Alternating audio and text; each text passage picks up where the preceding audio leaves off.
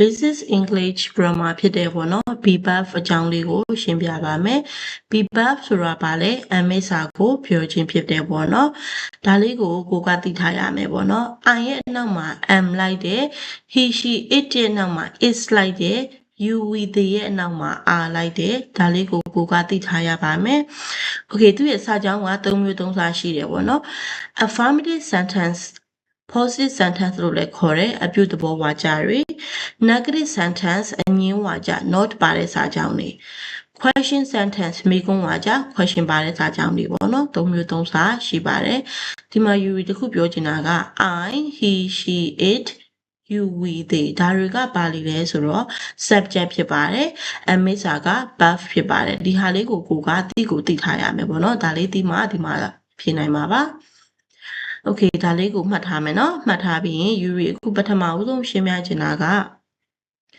affirmative sentence လေးကိုအရင်ရှင်းပြချင်တယ်ပေါ့နော်ခဏလေးပါ affirmative sentence ကပါလဲ affirmative sentence ကဖြစ်သည်နေသည်ဆိုတဲ့စာကြောင်းပေါ့နော်ဒီမှာ verb to be မှာဆိုရင်ဒီလိုအဓိပ္ပာယ်ကိုတက်ရောက်ပါတယ်သူရဲ့စာကြောင်းတိစောက်ပုံက subject ပေါ့နော် subject ဆိုတာခုနက I you we they he she it ကိုပြောတာပေါ့နော်ပြီးရင် verb ကအမစ်စာကိုပြောတာပါနောက်မှာ complement လို့ပြောတယ် noun လည်းဖြစ်နိုင်တယ် adjective လည်းဖြစ်နိုင်တယ် place phrase တွေဖြစ်နိုင်တယ်ပေါ့နော် complement လို့ပြောပါတယ်Okay ဒါလေးကိုအရင်ဆုံးကြည့်ရငါပြောနေတယ်ဆိုတော့ငါဆိုတော့ I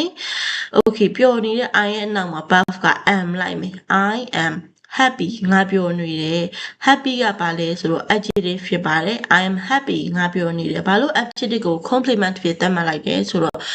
Okay happy က I ကိုရည်ညွှန်းခြင်းဖြစ်ပါတယ် I ကိုရည်ညွှန်းတဲ့အတွက်ကြောင့်ဒီမှာ complement လို့သတ်မှတ်ပါတယ်ရှင်Okay so နောက်ထပ်တစ်ခု she is a teacher သူမကဆရာမတစ်ယောက်ဖြစ်တယ် she ဆိုတော့နောက်က verb က is လိုက်တယ် she is a teacher သူမကဆရာမတစ်ယောက်ဖြစ်တယ် a teacher က she ကိုရည်ညွှန်းတဲ့အတွက်ကြောင့်ဒီမှာ complement ဖြစ်ပါတယ်ရှင်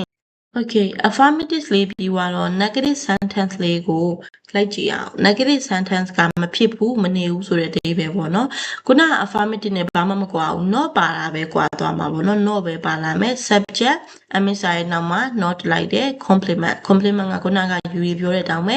noun လည်းဖြစ်နိုင်တယ် adjective လည်းဖြစ်နိုင်တယ် place phrase လည်းဖြစ်နိုင်ပါတယ် Okay soငါမပြောနေဘူးဆိုတဲ့ subject က I ဆိုတော့နောက်မှာပါလိုက်မှာလဲ am လိုက်မယ်ဆိုအငင်းဆိုတော့ not ပါရမယ် I am not မပျော်ရွှင်ဘူးဆိုတော့ happy I'm not happy ဒီမှာလဲအဲ့လိုပါပဲဘာလို့ complement ဖြစ်သတ်မှတ်လဲ happy က I ကိုရည်ညွှန်းနေဖြစ်ပါတယ်အဲ့အတွက်ကြောင့် complement ဖြစ်သတ်မှတ်ပါတယ် Okay နောက်တစ်ကြောင်းကြည့်မယ်နော် she is not a teacher သူမကဆရာမတစ်ယောက်မဟုတ်ဘူးဆရာမတယောက်မဟုတ်ဘူးပေါ့ကွာမဖြစ်เนาะအဲ့ဟာဆိုရင် she ကပါလေ she က subject ရဲ့နောက်မှာ she subject ရဲ့နောက်မှာ is လိုက်တယ် okay အငင်းစာကြောင့်ဖြစ်တဲ့ကြောင့် not လိုက်တယ် she is not ဆရာမတယောက်ဆိုတော့ a teacher she is not a teacher သူမကဆရာမတယောက်မဟုတ်ဘူး a teacher က she ကိုရည်ညွှန်းတဲ့အတွက်ကြောင့်ဖြစ်ပါတယ်အဲ့ဒီကြောင့် complement ဖြစ်သတ်မှတ်ပါတယ်နားလည်မှထင်ပါတယ်ရှင် okay နောက်ဆုံးတစ်ခု question sentence ကိုတွားကြမယ်